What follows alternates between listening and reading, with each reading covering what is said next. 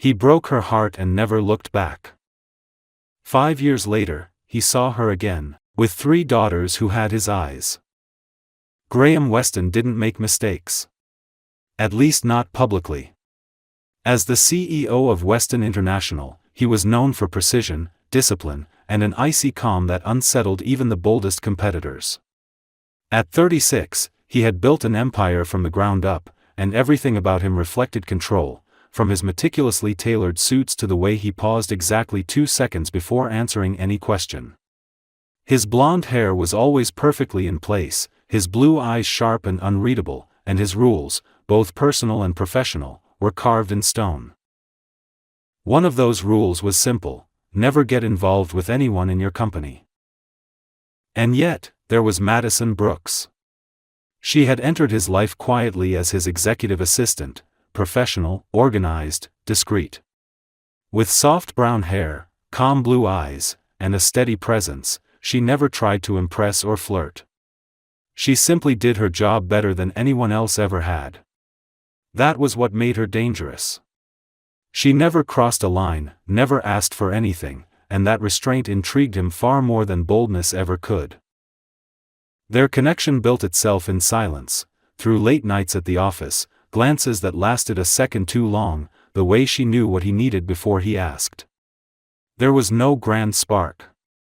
Just a slow, undeniable pull. It all came to a head in London. They were there for a week-long investment conference, and the hours were grueling. On the 4th night, after a long day of presentations and networking, Graham invited Madison to dinner, not in a hotel restaurant, but in a quiet, tucked-away bistro far from the corporate buzz. He told himself it was professional. She probably told herself the same. But the wine flowed, their conversation softened, and when they stepped outside into the cool night air, something shifted. She looked up at him, and for once, he didn't look away. Their eyes locked for too long, and when he kissed her, it wasn't calculated, it was instinct. Urgent. Needed. She kissed him back, and in that moment, the world he'd built around rules and image dissolved. They spent the night together. It was more than physical. It was raw, unfiltered, and terrifyingly real. The next morning, everything changed. He didn't say much. Barely looked at her during the flight back. By the time they landed in New York, the wall was back in place, thicker than ever. Madison didn't press him. She returned to her desk, did her job, and said nothing. 3 days later, he called her into his office. His face was unreadable. His voice, flat.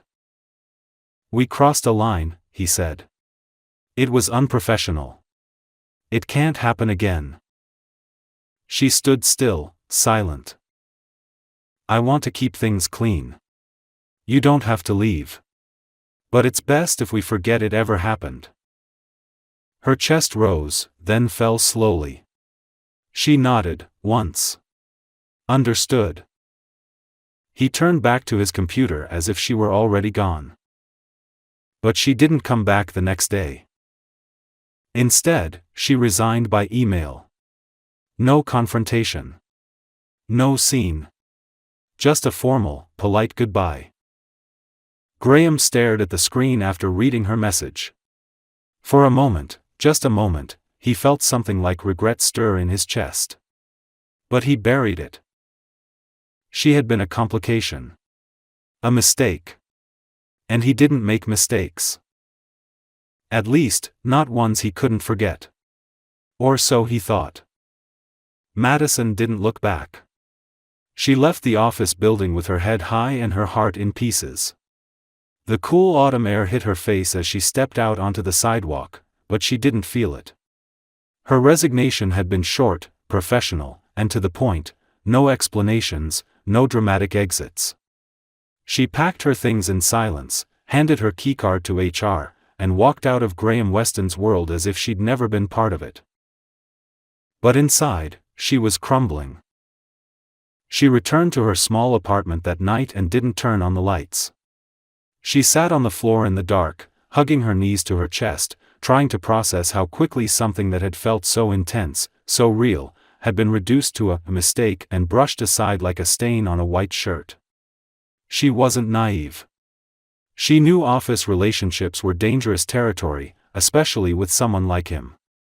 But she had believed, if only for a brief moment, that what happened in London meant something more. And that belief now felt like the cruelest kind of foolishness. Days blurred together. She applied for new jobs, updated her resume, and tried to ignore the gnawing emptiness in her chest. But then, 2 weeks later, everything changed. She woke up feeling strange, tired in a way that didn't feel normal, her stomach uneasy, her body off balance.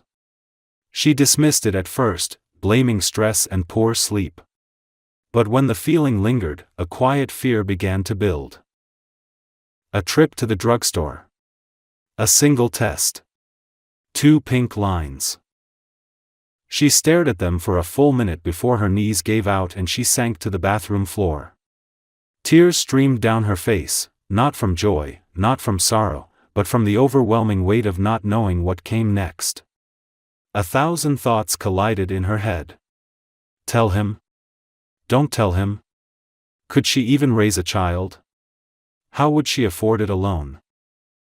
The next day, she scheduled a doctor's appointment to confirm. The nurse smiled warmly after the ultrasound began, but then paused and tilted her head at the screen. "Everything looks good," she said carefully. "Very good, in fact. Madison, it's triplets." Madison stared at her, certain she'd misheard. "I'm sorry, what?"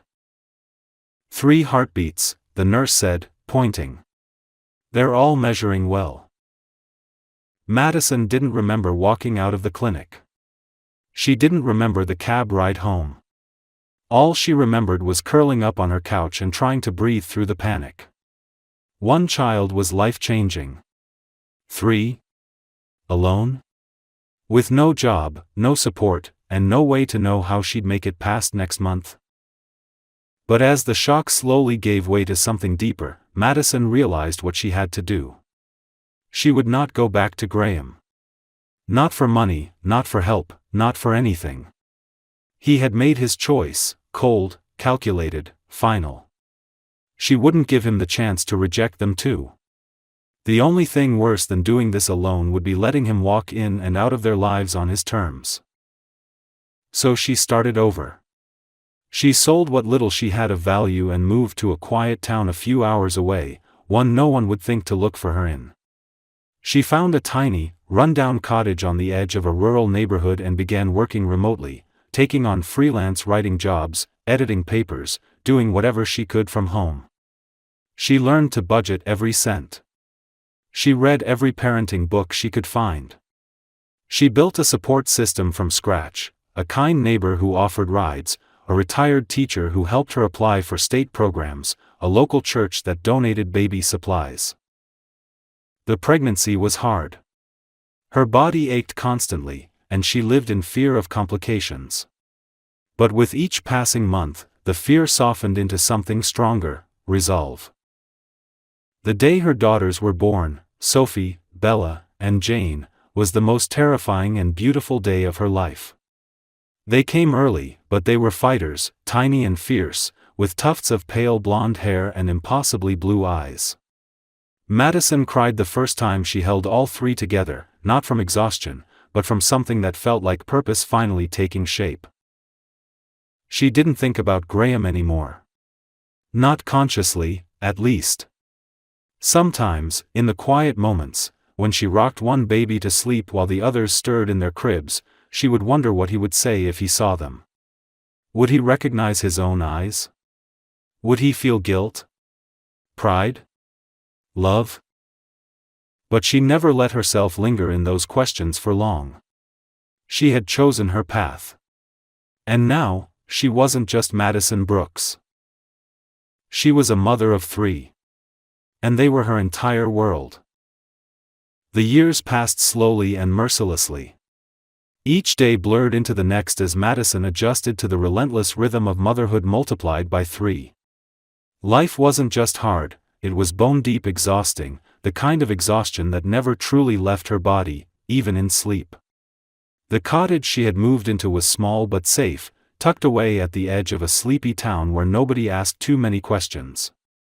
The neighbors were kind in the way small-town people often are, quietly helpful without prying. And Madison, once sharp and ambitious and neatly dressed in heels, now lived in sweatshirt stained with formula, her hair always tied up in a messy knot, her hands always full. The girls, Sophie, Bella, and Jane, grew fast. Too fast. One moment they were fragile infants who couldn't lift their own heads, and the next they were toddlers with opinions, voices, and boundless energy. Madison loved them with a depth that sometimes scared her. Each of them carried something of Graham in their features, the delicate curl of hair around their ears, the curve of their jaws, the clarity of their eyes.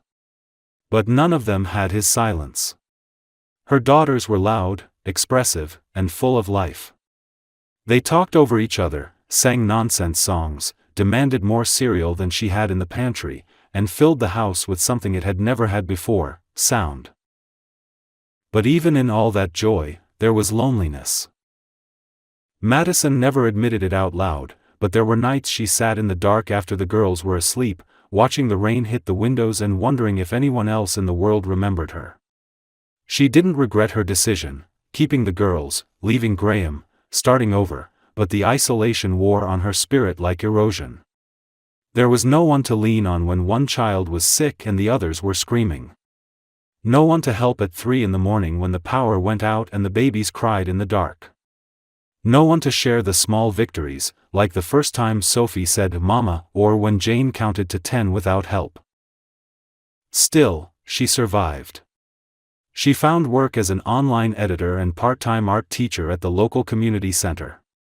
She painted late at night when the girls were asleep, using old supplies and donated canvases. Her art was no longer abstract or experimental. It was intimate now, portraits of motherhood, glimpses of tiny fingers, soft light through curtains, 3 matching shoes at the doorstep. Her studio was the corner of her kitchen, but somehow it felt more honest than any gallery she'd ever worked in. Money remained tight. She clipped coupons and sewed patches on their clothes. Her phone was old, her car older, but her girls never went hungry, never felt unloved. She had made a world for them, even if it was built from scraps. The idea of dating never occurred to her.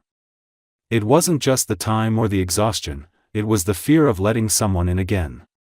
What if she trusted the wrong person? What if her daughters were hurt by her mistakes? She couldn't afford to gamble with their hearts the way she had once gambled with her own. Graham had burned her in a quiet, precise way that didn't leave bruises but scars. She had built her whole life now around avoiding that kind of wound. She didn't follow his success, though headlines still found her sometimes by accident, magazines in grocery store checkout lines or articles shared by old contacts she hadn't spoken to in years. Graham Weston, the untouchable CEO, the tech investment king, the face of modern capitalism. He was everywhere and nowhere at once, always looming behind her like a shadow she pretended not to see. But Madison had changed.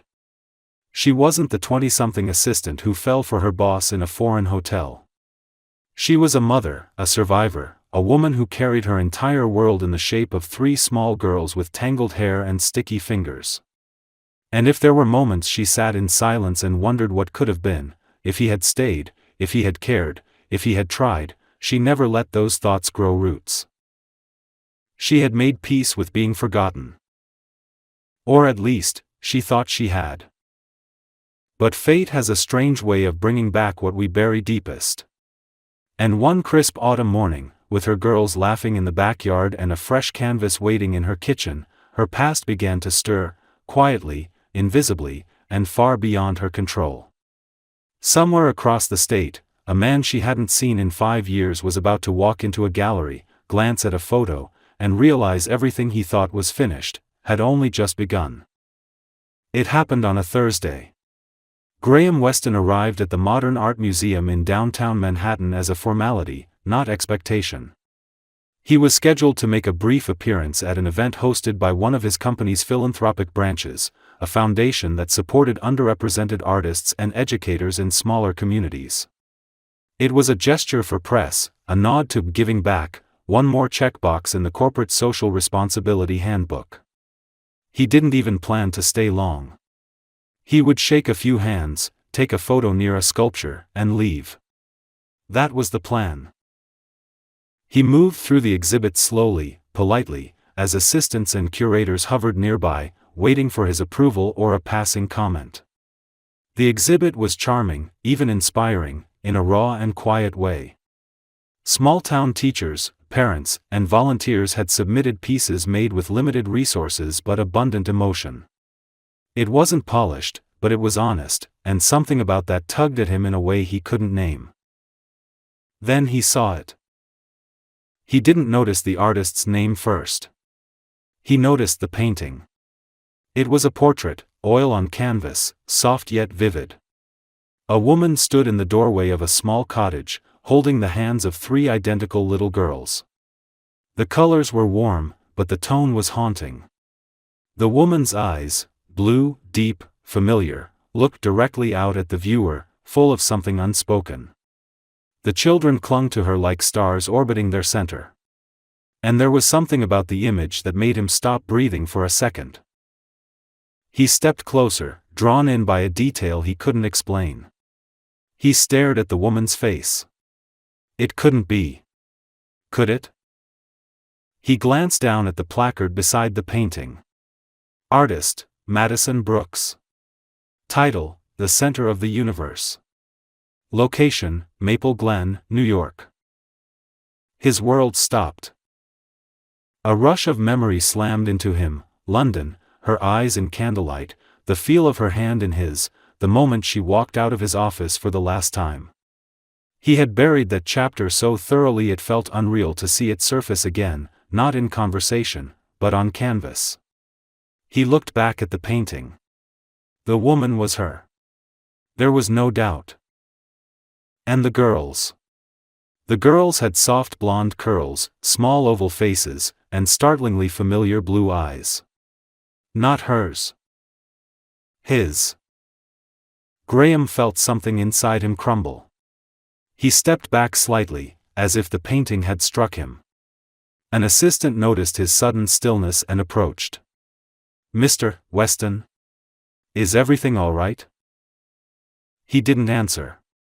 He was already moving, walking down the line of artwork until he found a small section with bios and artist statements. There it was again, her name, her photo. Madison, standing beside the painting, smiling softly, wearing an apron splattered with paint. In the short paragraph beneath her photo, it mentioned she was a single mother of 3, running a community art center in upstate New York. He read the lines again. And again. Single mother of 3. 3. The air felt thinner, heavier, as if the walls had closed in. He stepped outside without a word, ignoring the voices calling after him, and sat in the back of his town car with the door slammed shut behind him. He pressed his palms to his eyes, trying to gather himself, but the thoughts were already spiraling. They were his. They had to be. The timeline made sense. The resemblance was undeniable. And Madison had never told him. Never reached out. Not once. At first, anger surged through him. Why hadn't she said anything? Why had she disappeared, taken his children, and erased him from their lives? But just as quickly, that anger gave way to something else, guilt. He had made her leave. He had shut the door. He had treated her like a mistake, a breach of protocol, and then walked away without asking what it had cost her. He had no right to be angry. Only the unbearable truth remained. He was a father. And he hadn't even known it. His chest ached with 1,000 thoughts. Were they safe? Did they know about him? Had they ever asked? Were they told he didn't care? He imagined them asking where their dad was and Madison hesitating to answer. He imagined birthday parties without him, scraped knees he hadn't kissed, lullabies he hadn't sung. Entire lives he had missed while he stood behind a desk pretending control meant something. He couldn't sit still. That same day, he told his assistant to cancel his evening. He had a new destination. He found the address of the art center in Maple Glen and booked a private driver to take him upstate the next morning. He didn't call ahead. He couldn't. He didn't even know what he would say. All he knew was that the woman he had once called a mistake had given him the 3 greatest truths of his life. And he had no idea if she would even open the door. The drive to Maple Glen was long, winding through narrow highways and quiet forest-lined roads, but Graham barely noticed the scenery. His thoughts raced with every mile, bouncing between panic, disbelief, and a rising urgency that clawed at his chest. It wasn't just about seeing Madison again, it was about what he hadn't been there for, what he hadn't known. No meeting, no acquisition, no billion-dollar contract had ever made his hands shake like they did now. He was a man known for control, but now he felt utterly unmoored. By the time the car pulled up to the small art center at the edge of town, his suit felt too stiff, his breath too shallow. The building was modest, with a mural painted along one side, bright colors, children's handprints, playful shapes. There was something disarmingly pure about it. A place built for joy, not business. A woman stepped outside holding a clipboard, but it wasn't Madison. He waited until she went inside before walking up the path to the front door. He hesitated. 5 years of silence couldn't be undone with a knock. But he lifted his hand anyway and tapped. Footsteps. Light ones. The door creaked open. She stood there in the doorway, exactly as he remembered her and completely different all at once. Madison looked older, yes, but stronger too. Her brown hair was pulled back in a loose braid, and her blue eyes locked onto his with instant, cutting recognition. There was no surprise in her face, just stillness, like she'd expected this moment to come eventually, even if she never admitted it to herself. Graham opened his mouth, but no words came. What could he say? I didn't know. I'm sorry. How are they? He realized in that moment how inadequate language could be. What are you doing here? Her voice wasn't angry, but it wasn't warm either. It was guarded, even, edged with fatigue and something that sounded almost like caution. I saw your painting, he said finally, the words dry in his throat. At the gallery in Manhattan. Her expression didn't change. I assumed. I didn't know, Madison, he added, softer now. About them. I didn't know. She stared at him for a long time. Not blinking. Not speaking. Her silence screamed louder than anything she could have said. I need to see them, he said. Please. They don't know who you are, she replied calmly. They've never asked. I didn't tell them because I didn't think you'd ever care to know. That's not fair, he said quickly, but then stopped himself. Because it was. She had every right to feel that way. She opened the door slightly wider. They're in the back, she said. Painting. Like they do every morning. He followed her through the modest center, his shoes clicking softly on the wooden floors. Children's artwork covered the walls, vivid colors, hand-scrawled names, drawings of houses, animals, and sometimes messy hearts.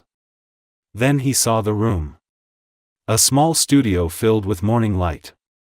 And 3 little girls, sitting at a table, focused intently on their paintings. They were identical. His breath caught as he took in the sight of them. Blonde curls. Pink cheeks. Matching apron streaked with paint. And those eyes, his eyes. All 3 turned to look at him as he stood there, frozen in the doorway. Madison stepped inside first. Girls, she said gently, we have a guest. They stared at him with a mix of curiosity and caution. They didn't speak, didn't smile, but they didn't look away either. "This is Graham," she added after a moment. "He's someone from my past." One of them, he didn't yet know which, tilted her head and asked, "Did he paint too?" The question hit him like a stone to the chest. "No," he said with a small, broken smile. "But I wish I had." The girls returned to their painting, not quite understanding, but accepting his presence. Children were like that, far more open than adults, less burdened by history. He stood there, watching them for a long moment, overwhelmed by the weight of time he could never get back. Madison walked him out to the front steps when it was time to go. "I don't expect anything," he said quietly. "Not forgiveness. Not answers. But I want to know them, if you'll let me. I want to try." She didn't say yes. She didn't say no. She just looked at him with eyes that held years of heartbreak and resilience. "I'll think about it," she said, and closed the door gently behind her. And Graham Weston stood alone on the porch, staring at the paint-streaked windows, feeling more lost and more certain than he'd ever been in his life. The next morning, Graham returned. He didn't bring flowers or gifts or any rehearsed speech. Instead, he stood once again at the doorstep of the small art center, unsure if Madison would open the door at all. To his surprise, she did. She looked tired, like she hadn't slept much, but there was a faint softness in her eyes that hadn't been there the day before. She didn't say anything, she simply stepped aside to let him in. That day began a pattern. He came quietly each morning, never pushing, never staying too long. At first, the girls treated him like a visiting stranger, polite, curious, but distant. He didn't try to explain who he was or what he meant to them. Instead, he knelt on the floor beside them and asked what they were painting. He listened. He helped them mix colors. He held their cups of water when they needed a new brush. And slowly, their boundaries began to shift. On the third day, Jane offered him a crayon. The next, Sophie asked if he could draw a dog. He tried, and failed, and the girls laughed so hard they knocked over the paint jars. That laughter did something to him. It reached deep inside a part of him he'd sealed off long ago, a part that had forgotten what it was to be vulnerable and welcome at the same time. Graham, who once gave million-dollar pitches without blinking, found himself sweating while trying to glue pipe cleaners onto a paper crown.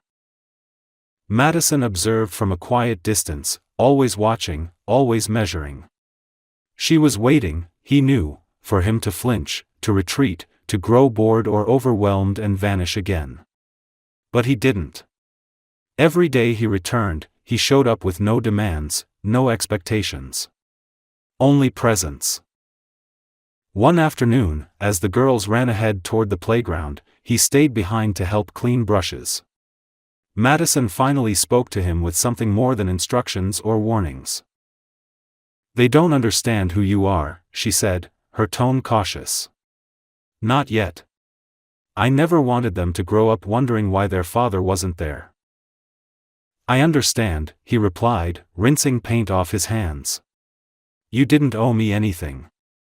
I forfeited that right the moment I let you walk away." She looked at him for a long moment. "You didn't let me walk away.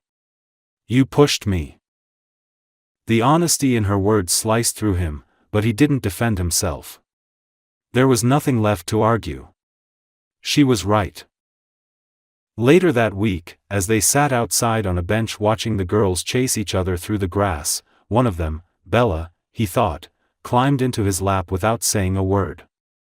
She curled against him, her blonde curls brushing his chin, and pointed to the sky.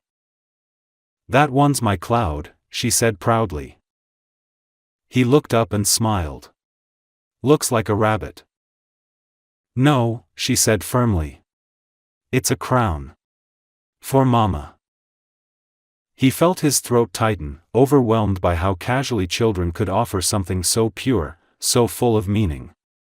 He glanced over at Madison, who sat with her elbows on her knees, watching the two other girls play. She didn't look at him, but he knew she had heard. It wasn't just the children who were opening up. They began spending weekends together. Simple things: picnics in the park, pancakes on Sunday mornings, sidewalk chalk drawings on the front steps. It wasn't about repairing the past. It was about building something new, slowly, honestly, from the ground up. Graham learned their routines. He helped braid their hair, burned grilled cheese sandwiches, and read bedtime stories with exaggerated voices that made the girls giggle uncontrollably. He made mistakes, accidentally shrinking their favorite shirts in the wash, tripping over dolls left in the hallway, but he never ran. One evening, after the girls had fallen asleep, Madison found him in the kitchen cleaning up dishes. "They love you," she said softly, drying her hands on a towel. He looked at her, unsure how to respond. "And they don't even know why." He set down the plate in his hand and turned to face her. "Then tell me what I need to do to be worthy of that." She didn't answer immediately. She leaned against the counter and studied him, really looked at him, as though trying to decide if the man before her was the same one who had once broken her heart. "You're doing it," she finally said. And with that, the space between them began to shrink. It wasn't forgiveness, not yet. But it was a beginning. And for Graham, that was everything. Summer came gently to Maple Glen. The trees grew fuller, the days stretched longer, and the girls' laughter echoed more often through the backyard where the grass grew a little too wild and chalk drawings covered the patio. Graham had started coming not just in the mornings, but staying through the evenings. It was no longer about proving something, it had become a rhythm, natural, steady, unspoken. The girls expected him. They waited by the window when he was late, ran to greet him at the door with sticky hands and paint-streaked cheeks, and climbed into his lap without hesitation. They still didn't know the full truth, but in their minds, he was no longer just Mr. Graham. He had quietly, carefully become part of their every day. He picked them up from preschool, helped with their little art projects, sat through their dance class recitals and clapped louder than anyone in the room. And Madison, she had started to soften. It began in small ways. She smiled more when he was near. She no longer flinched when their hands brushed while passing a glass of water. She laughed, actually laughed, when he tried to fix the kitchen cabinet and ended up making the entire drawer fall out. Their conversations grew longer, deeper. She told him about the girls' quirks, how Bella was fiercely independent, how Sophie refused to eat anything green, and how Jane had imaginary friends she insisted needed their own chair at the dinner table. He listened to everything like it mattered. And for the first time in years, she didn't feel like she was carrying all of it alone. One Saturday afternoon, they all went to the county fair. The girls rode the carousel until they were dizzy with joy, and Graham won them oversized stuffed animals at a game booth, missing every shot but one. He and Madison shared cotton candy and sat on the grass beneath a tree while the girls took turns pushing each other on the swing. The moment was simple, almost ordinary, but something in the way Graham looked at her made her chest tighten. It wasn't lust or longing, it was something far more dangerous. It was trust. That night, after the girls fell asleep in the back seat of the car, Graham carried them one by one into the house, tucking them gently under blankets, brushing curls away from foreheads. Madison stood in the doorway of their shared room and watched him with a look that held everything she hadn't dared to say for years. When they stepped into the hallway, the air between them changed. "I don't know what we're doing," she said quietly, her arms folded, but not defensively. "I didn't expect this." He looked at her for a long moment before answering. "Neither did I. But I know it's the only thing that's felt right in a very long time." Madison didn't reply. She simply turned and walked into the kitchen. He followed. She poured 2 cups of tea and slid one across the counter. They sat across from each other at the table, steam curling in the space between them. "I was angry for a long time," she admitted. "Not just at you, at myself, too. For trusting you. For letting you in." "You had every right to be," he said. "I was a coward." She blinked, caught off guard by the admission. "You always seemed so sure of yourself." "I was sure of the wrong things," he replied. "Of rules. Control. Boundaries. I was terrified of anything real." Madison looked down at her cup, her fingers tracing the rim. "And now?" "Now I'm terrified of losing something real." The silence that followed wasn't uncomfortable. It was heavy with meaning, charged with the weight of 5 lost years and the slow, painful journey back to this shared table. Then she said, very softly, "They ask about you, you know. Not directly, but they know you're important." He smiled faintly. "They're important to me. All of them. And you." Madison met his eyes. "Do you mean that, or do you think you should say it?" "I mean it," he said without hesitation. "More than anything I've ever said in my life." She stood slowly and walked around the table. He rose too, instinctively. They stood inches apart, the silence between them now stretched thin and shimmering. She reached up and touched the side of his face, just once, as if to make sure he was real. "I'm not the same woman you left," she said. "I know," he whispered. "And I'm not the same man who walked away." He leaned in then, not urgently, not like someone claiming something, but like someone asking. Their lips met gently, and when she didn't pull away, he deepened the kiss with quiet reverence. It wasn't rushed or desperate. It was something found after being lost too long. That night, he didn't stay. He kissed her forehead, whispered goodnight, and left her on the porch with her thoughts and the stars above. But something had shifted, finally, undeniably, and both of them knew. The door had opened again. And this time, neither of them planned to let it close. Autumn returned to Maple Glen with a kind of slow, golden grace. The leaves turned in waves, amber, crimson, gold, and the scent of wood smoke and apples lingered in the air. The little art center was now surrounded by trees that looked as if they had been set on fire by the changing season, and the girls spent their afternoons jumping into piles of leaves, their laughter echoing down the quiet street. Life had settled into something that resembled peace, messy, imperfect, and wholly real. Graham had become a fixture in their lives, no longer a visitor or a guest. He didn't ask for permission anymore to pick the girls up from school or sit at the dinner table.